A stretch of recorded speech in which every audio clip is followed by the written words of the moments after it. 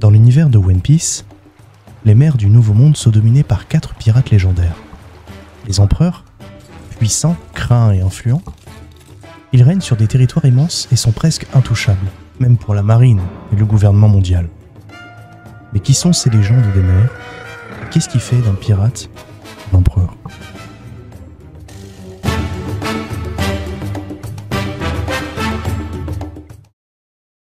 Les empereurs, ou Yonko, sont les 4 pirates les plus puissants du monde, contrairement aux Shichibukai. Ils ne travaillent pas avec le gouvernement mondial, mais le gouvernement préfère éviter de les affronter directement. Ce sont des figures dominantes, chacune à la tête d'une armée de pirates et possédant des îles sous leur protection. Leur influence est si grande que leur simple présence peut faire basculer l'équilibre du monde. Edward Newgate, Barbe Blanche, l'homme le plus fort du monde, était l'un des empereurs les plus respectés.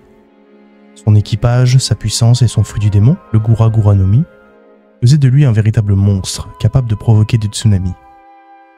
Son objectif n'était pas la conquête, mais la famille. Et il a prouvé sa grandeur en donnant sa vie lors de la guerre de Marineford. Kaido. Kaido, la créature la plus puissante du monde. Chef des 100 bêtes et possesseur d'un fruit du démon mythique lui permettant de se transformer en dragon, Kaido a bâti son empire sur la force brute. Son règne, tyrannique sur Wano et son désir de déclencher la plus grande guerre du monde en font un des antagonistes les plus redoutables de One Piece. Charlotte Lilin, ou Lalin. Charlotte Lalin, alias Big Mom, est une force de la nature.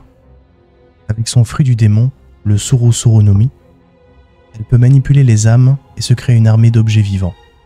Son empire, basé sur Totoland, repose sur un réseau familial puissant et une ambition sans limite.